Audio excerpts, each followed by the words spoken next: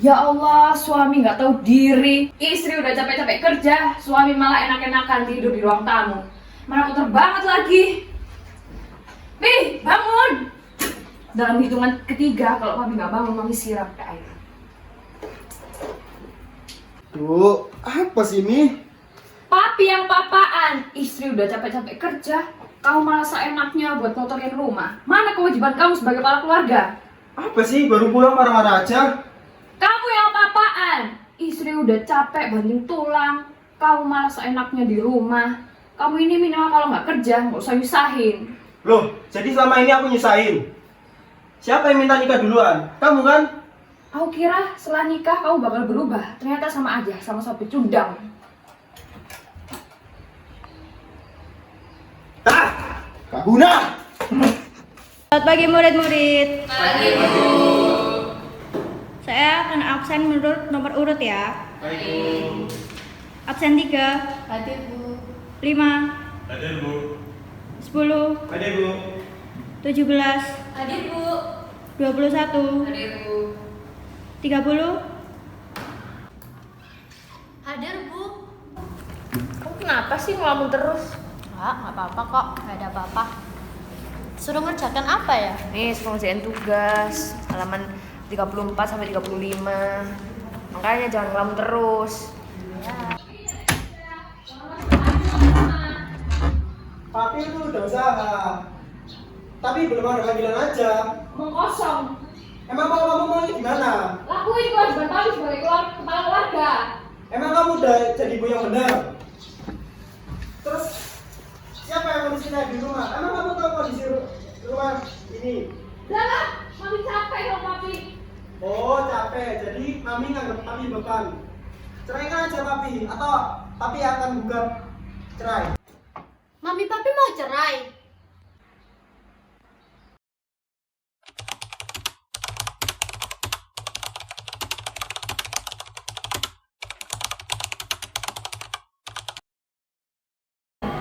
Assalamualaikum warahmatullahi wabarakatuh.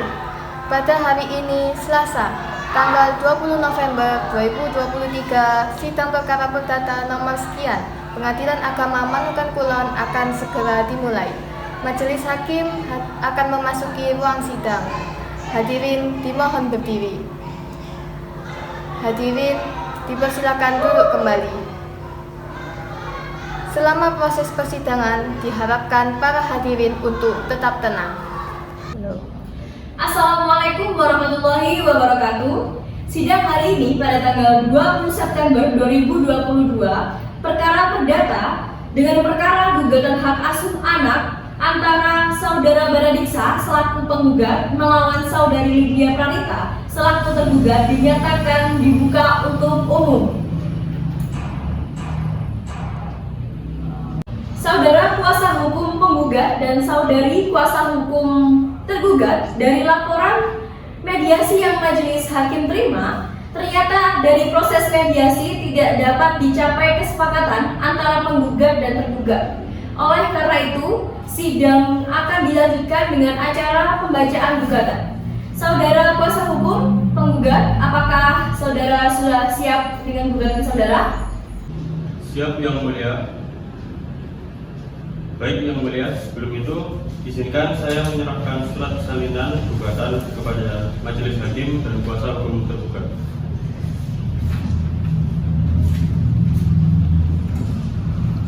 Assalamualaikum warahmatullahi wabarakatuh.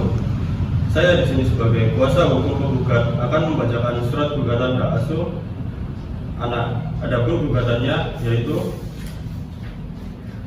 dengan segala hormat, perkenalkan saya yang bertanda tangan di bawah ini. Nama Baradiksa, tempat tanggal lahir Surabaya 16 April 1998, umur 25 tahun, agama Islam, pekerjaan tidak ada, tempat tinggal di Kelurahan Manukan Kulon, Kecamatan Tandes, Kota Surabaya. Selanjutnya disebut sebagai bermaksud mengajukan gugatan hak hadama kepada mantan istri Lydia Pranita, umur 23 tahun, agama Islam, pekerjaan pegawai swasta, tempat tinggal di Kelurahan Babat Jerawat, Kecamatan Pakal, Kota Surabaya. Selanjutnya disebut termohon. Adapun alasan atau dalil-dalil gugatan penggugat sebagai berikut. 1. Bahwa pada mulanya penggugat dan tergugat adalah suami dan istri sah yang telah menikah pada tanggal 1 November 2018 di Manoan Kulon dengan akta nikah nomor sekian. 2. Bahwa selama pernikahan tersebut penggugat dan tergugat telah hidup rukun sebagai layaknya suami istri dan telah dikaruniai oleh satu orang anak perempuan yang bernama Katlea Pradipta, umur 4 tahun, lahir di Surabaya 30 Juli 2019. Ketiga, bahwa kemudian penggugat dengan tergugat telah bercerai sebagaimana ternyata dari akta cerai nomor sekian tertanggal 11 November 2023 yang dikeluarkan oleh Pengadilan Agama Manoan Kulon. 4. Bahwa dalam putusan perceraian antara tergugat dan penggugat sebagaimana tersebut di atas, masalah hak asuh anak yang belum ditetapkan oleh pengadilan. 5. Bahwa anak yang namanya sebagaimana di atas hingga kini tinggal bersama pemohon sebagai ayah kandungnya. 6. Bahwa anak termohon dan pemohon tersebut sebagaimana di atas masih di bawah umur dan tentu masih sangat memerlukan kasih sayang dan peran orang tua. Sedangkan anak dari termohon dan pemohon tidak mendapatkan kasih sayang yang cukup dari termohon karena terlalu sibuk bekerja. 7. Bahwa pemohon sebagai ayah kandung dari Katlea Pradipta sangat ingin anaknya tersebut benar-benar di bawah pengasuhan pemohon. 8. Bahwa termohon sampai saat ini belum memberikan kasih sayang dan peran layaknya seorang ibu pada anak tersebut. 9. Bahwa berdasarkan uraian tersebut di atas, penggugat memohon kepada Ketua Pengadilan Agama Manoan Kulon melalui majelis hakim yang memeriksa dan mengadili perkara ini berkenan untuk 1. Mengabulkan gugatan penggugat. 2. Menetapkan anak yang bernama Katlea Pradipta binti Baradiksa, umur 4 tahun, tanggal lahir 30 Juli 2019, berada di bawah hadanah pemohon yaitu Baradiksa.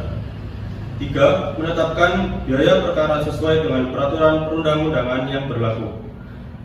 Apabila majelis hakim berpendapat lain, mohon putuskan yang seadil-adilnya. Demikian atas terkabulnya gugatan ini, penggugat menyampaikan terima kasih. Baik, apakah pihak tergugat akan mengajukan rubrik atas replik yang dibacakan oleh pihak penggugat? Ya, Yang Mulia, sebelum itu izinkan saya menyerahkan salinan jawaban gugatan kepada majelis hakim dan kuasa hukum penggugat. Assalamualaikum warahmatullahi wabarakatuh. Saya di sini sebagai kuasa hukum tergugat akan membacakan jawaban gugatan hak asuh anak. Adapun rubrik atas replik yang telah dibacakan oleh kuasa hukum penggugat, yaitu dengan segala hormat, perkenalkanlah saya berdatangan di bawah ini. Nama Lydia Prarita, tempat tanggal lahir Surabaya 17 Agustus tahun 2000, umur 23 tahun, agama Islam, pekerjaan pegawai swasta, tempat tinggal di Kelurahan Babat Jerawat, Kecamatan Pakal, Kota Surabaya, selanjutnya disebut sebagai termohon. Bermaksud mengajukan gugatan hak hadana kepada mantan suami, nama Baradiksa, umur 25 tahun, agama Islam, tidak memiliki pekerjaan, tempat tinggal di Kelurahan Manoan Kulon, Kecamatan Tandes, Kota Surabaya, selanjutnya disebut sebagai pemohon. Adapun alasan atau dalil-dalil gugatan tergugat sebagai berikut. Pertama, bahwa pada mulanya penggugat dan tergugat adalah suami istri sah yang telah menikah pada tanggal 1 November 2018 di Manoan Kulon dengan akta nomor sekian. 2. Bahwa selama pernikahan tersebut tergugat dengan penggugat telah hidup rukun sebagai layaknya suami istri dan telah dikaruniai satu anak perempuan yang bernama Katlea Pradipta, umur 4 tahun, lahir di Surabaya tanggal 30 Juli tahun 2019. Ketiga, bahwa kemudian penggugat dengan tergugat telah bercerai sebagaimana ternyata dari akta cerai nomor 106/AC/2023/PALBG tertanggal 11 November 2023 yang dikeluarkan oleh Pengadilan Agama Manukan Kulon. 4. Bahwa dalam putusan perceraian antara tergugat dan penggugat sebagaimana tersebut di atas, masalah hak asuh anak yang belum ditetapkan oleh pengadilan. 5. Bahwa anak yang namanya sebagaimana tersebut di atas hingga kini tinggal bersama termohon sebagai ayah kandungnya. 6. Bahwa anak termohon dan pemohon tersebut sebagaimana tersebut di atas masih di bawah umur dan tentu masih sangat bergantung pada bantuan termohon selaku ibu kandung termohon, dan demi kepentingan masa depan anak sudah selayaknya termohon ditetapkan sebagai pemegang hak hadana dari anak tersebut. Bahwa pemohon sebagai ayah kandung sampai sekarang tidak pernah menafkahi anak tersebut. 7. Bahwa termohon sebagai ibu kandung dari Katlia Pradita sangat ingin anak tersebut benar-benar di bawah pengasuhan termohon. 9. Bahwa berdasarkan uraian tersebut di atas, tergugat mohon kepada Ketua Pengadilan Agama Manukan Kulon melalui Majelis Hakim yang memeriksa dan mengadili perkara ini berkenan untuk A. Mengabulkan gugatan tergugat, B. Menetapkan anak yang bernama Katlia Pradita bin Bara umur 4 tahun tanggal lahir 30 Juli 2019 berada di bawah hadana termohon Lydia Pradita. C. Menetapkan biaya perkara sesuai dengan peraturan perundang-undangan yang berlaku. Apabila majelis hakim berpendapat lain, mohon putusan yang seadil-adilnya. Demikian terkabulnya gugatan ini, tergugat menyampaikan terima kasih. Baiklah, kita mulai dengan menanyai para saksi ya. Baik Yang Mulia, saya bersumpah dari hati nurani tanpa menyembunyikan apapun dan mengatakannya sebenarnya. Jika ada kebohongan, saya bersedia menerima hukuman. Saksi, apa hubungan Anda dengan penggugat? Saya merupakan tetangga dari penggugat.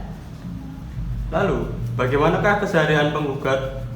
Saya seringkali melihat penggugat berada di luar rumah, seperti menyapu halaman, menyiram tanaman, ataupun mengantar anaknya untuk pergi ke sekolah.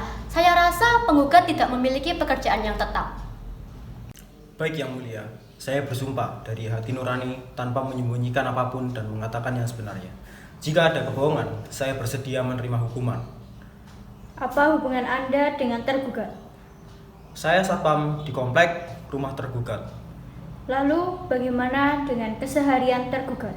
Saya hanya tahu penggugat keluar dari komplek di pagi hari dan kembali di malam hari. Apakah dari hari Senin sampai Minggu? Hanya di hari Senin sampai Jumat dan sekali di hari libur. Apakah ada pernyataan lagi? Ya, karena saat patroli Sabtu Minggu pun saya tidak melihat tergugat di sekitaran. Saudari saksi bisa kembali ke tempatnya semula.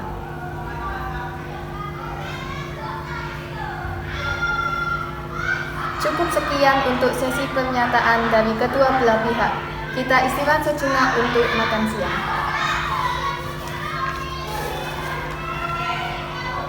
Baik, persidangan kita mulai kembali.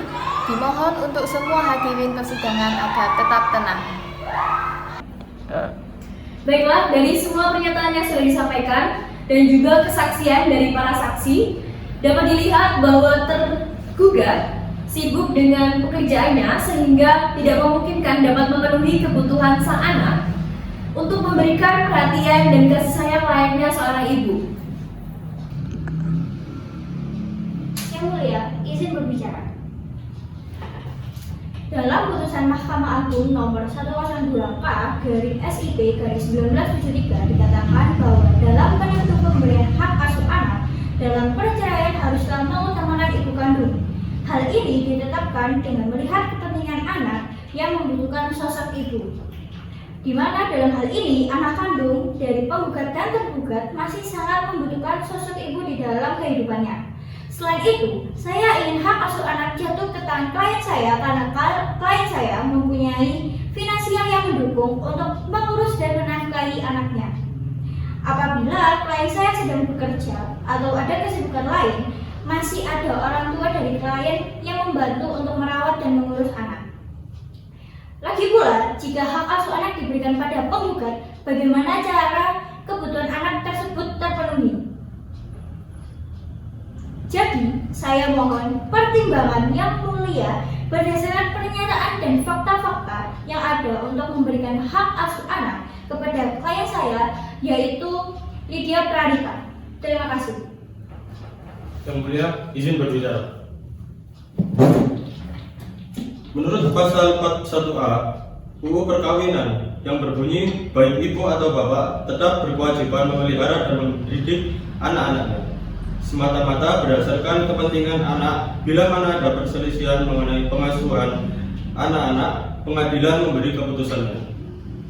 Kemudian pada pasal 14 UU 35 tahun 2014 ayat 1, setiap anak berhak untuk diasuh oleh orang tuanya sendiri kecuali jika ada alasan atau aturan hukum yang sah dan menunjukkan bahwa pemisahan itu adalah demi kepentingan terbaik bagi anak dan merupakan pertimbangan yang terakhir.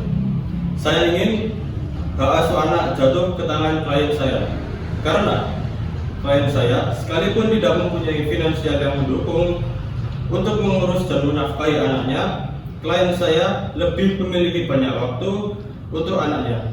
Sekian pernyataan dari saya, mohon yang mulia hakim untuk mempertimbangkannya. Berdasarkan hasil keputusan dari para juri dan juga berdasarkan keputusan dari kami para hakim, dengan ini kami memutuskan hak asuh anak jatuh kepada penggugat, yakni saudara Baradiksa. Dengan demikian, berakhirlah persidangan perebutan hak asuh anak ini.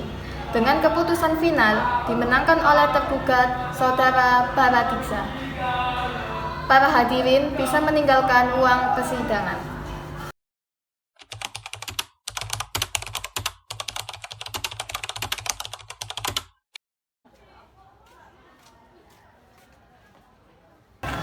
Nanti urusan kebutuhanmu tenang aja, Mami bakal transfer ke papi, oke?